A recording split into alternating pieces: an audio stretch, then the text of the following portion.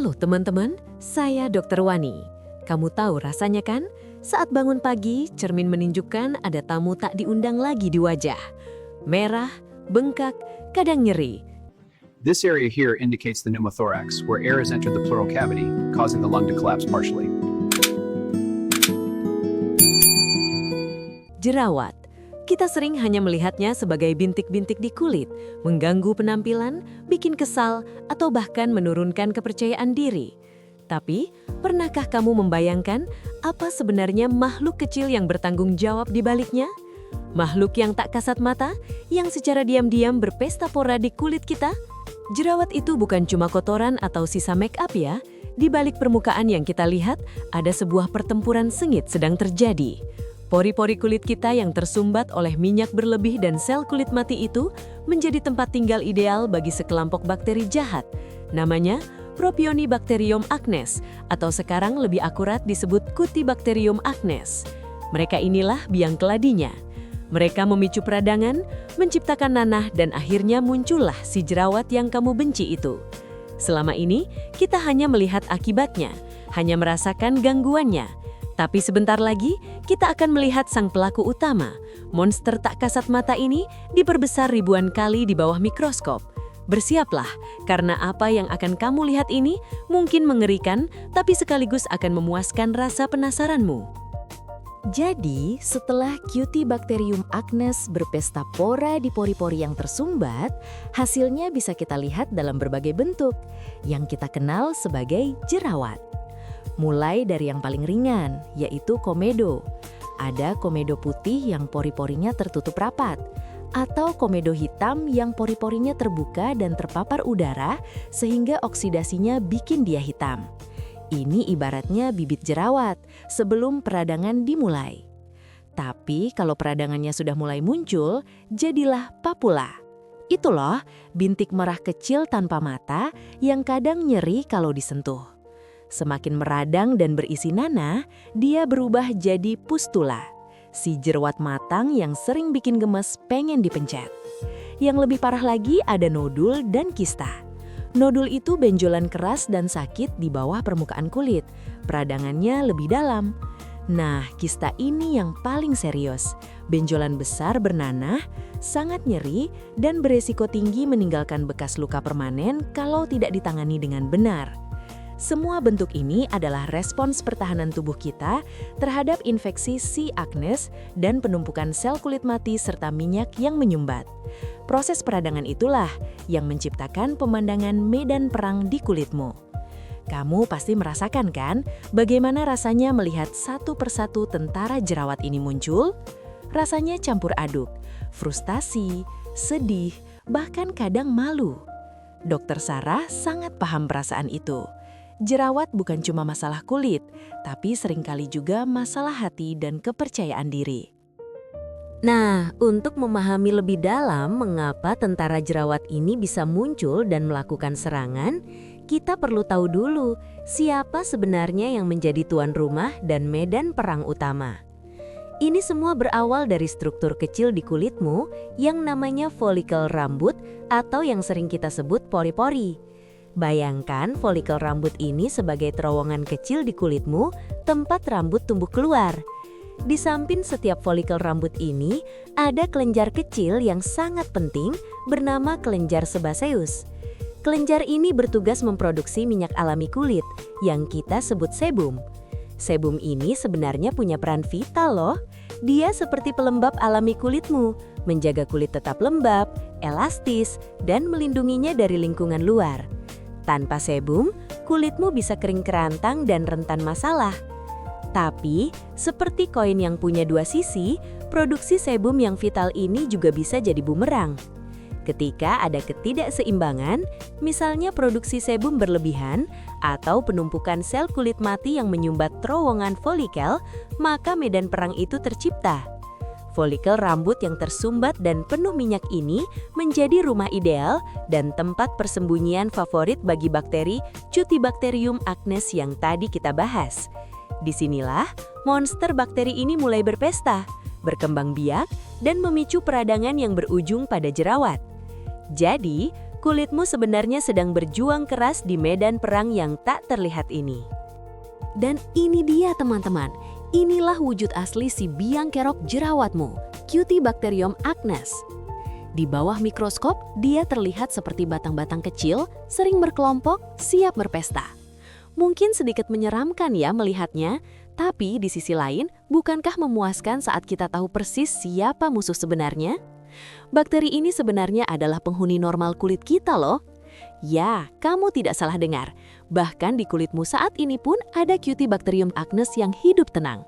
Mereka itu bakteri anaerob, artinya mereka suka banget tempat yang sedikit oksigennya. Nah, masalahnya muncul ketika pori-porimu tersumbat. Ingat terowongan yang penuh minyak dan sel kulit mati tadi? Itu menciptakan lingkungan yang sempurna, minim oksigen, dan kaya makanan berupa sebum. Cutibacterium acnes akan merasa di rumah sendiri, berkembang biak dengan sangat cepat, dan mulai memecah sebum menjadi asam lemak bebas. Asam lemak inilah yang kemudian memicu respon peradangan di kulitmu. Tubuhmu melihat invasi ini sebagai ancaman, mengirimkan sel-sel imun untuk melawan, dan hasil dari pertempuran itu, ya, muncullah jerawat yang merah, bengkak, dan terkadang bernanah. Jadi sebenarnya jerawat itu adalah tanda bahwa tubuhmu sedang berjuang mati-matian melawan koloni bakteri yang terlalu banyak ini. Jadi ketika Cutibacterium acnes ini sudah terlalu banyak dan merasa nyaman di teras pori-pori yang tersumbat itu, mereka mulai melakukan aktivitas utamanya, memecah sebum yang melimpah ruah.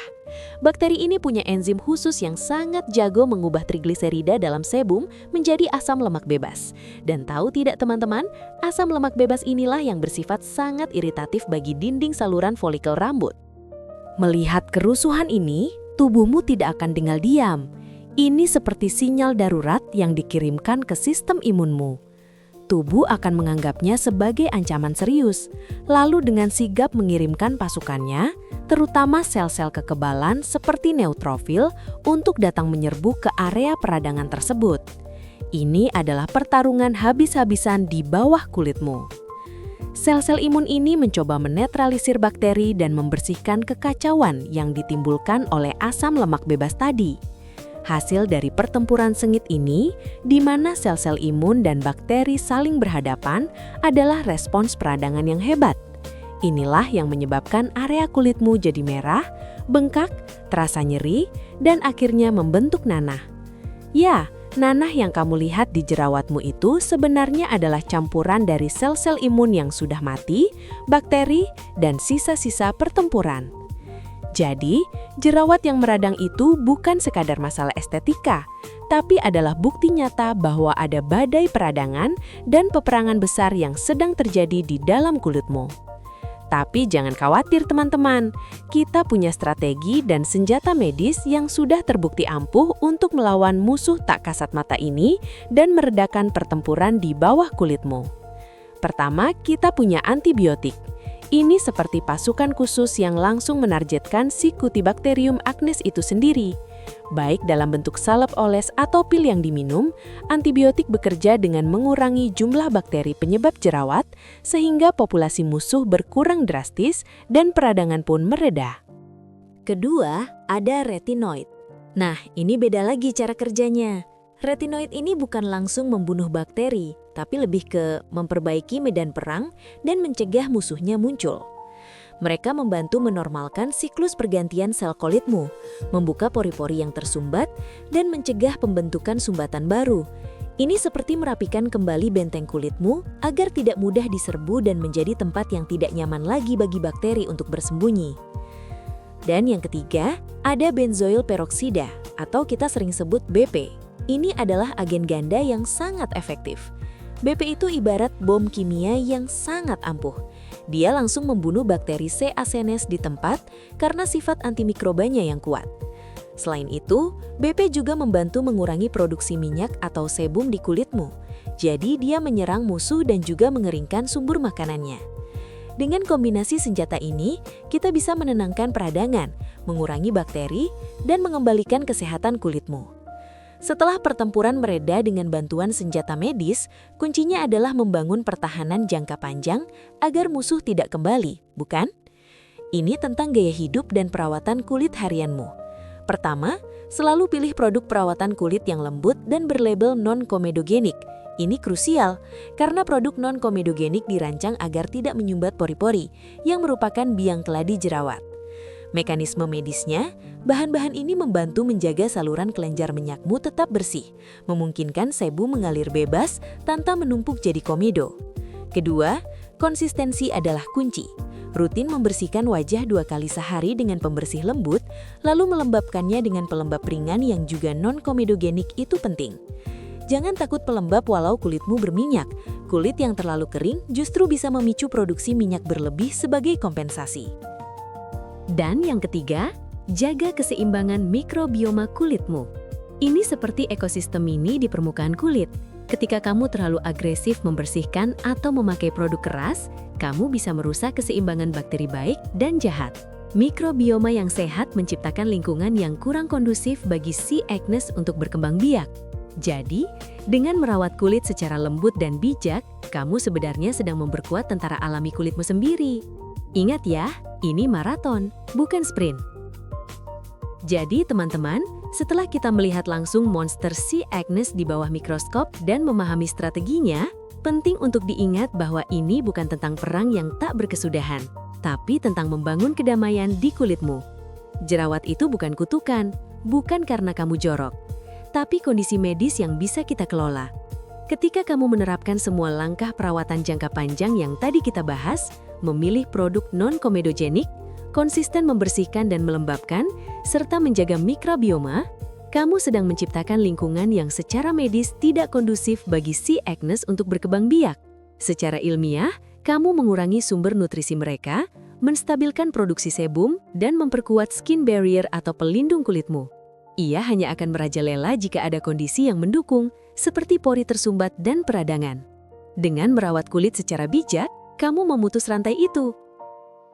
Jadi bukan hanya mengalahkan monster jerawat, tapi kita belajar bagaimana menjenakannya, bukan? Ini tentang memulihkan kepercayaan dirimu dan menginspirasi untuk perawatan diri yang berkelanjutan. Kamu sekarang punya bekal ilmu untuk merawat kulitmu dengan cerdas, dan itu adalah kekuatanmu. Jangan lupa untuk like video ini kalau kamu merasa terbantu, share ke teman-temanmu yang mungkin butuh informasi ini, dan subscribe ke channel ini agar kamu nggak ketinggalan tips kesehatan kulit lainnya. Saya Dr. Sarah, sehat itu cantik. This area here indicates the pneumothorax, where air has entered the pleural cavity, causing the lung to collapse partially.